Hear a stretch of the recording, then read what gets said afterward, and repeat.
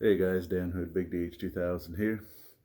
It's a little messy this morning. Been down sanding.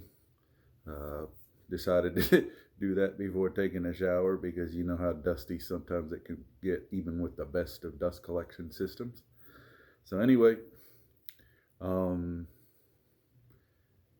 just have a whole bunch of slingshots all going on at the same time in the basement, and when you got 8 or 9 of them lined up, you put 200 grit on the thing and 220 grit, and you go through all of them. Takes about, I don't know, a little while. And you put the 320 grit or the 400 grit on, and you go through all of them.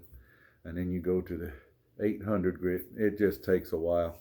So there comes a point where you get to the 800 grit and you quickly go through the last few grits on 1 or 2 just to get them done, polished up, and look good, to make it feel like you got something done for the day. Otherwise, it just looks like you've been endlessly sanding and you still got 3 or 4 grits to go. So anyway, this one is not spoken for yet. It's basically the last bit of cedar flooring I got from a good buddy here in Georgia. Um, it's the last treated one. All the other scales are done now. I put black phenolic in there, which I got in a trade from somebody. It's 1/4 inch. Okay, and you can see this cedar. This is real slender. Um,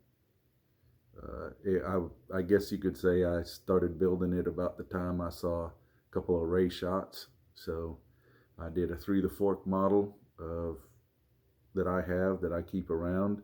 This is nobody's design in particular except maybe mine. I guess you could say I kind of tweaked it and did things to it. Looks very similar to several designs. Um, I, I took these in a little bit further than I normally do to give you a little more room. I didn't want to put band grooves on it, so I gave them a little more space to do the tying. It sits through the forks. It's really nice. As you can see, the lanyard hole is out of the way for when you grab it. If you want to hold it with the other hand, you just flip it and hold it. It's reversible, shall we say.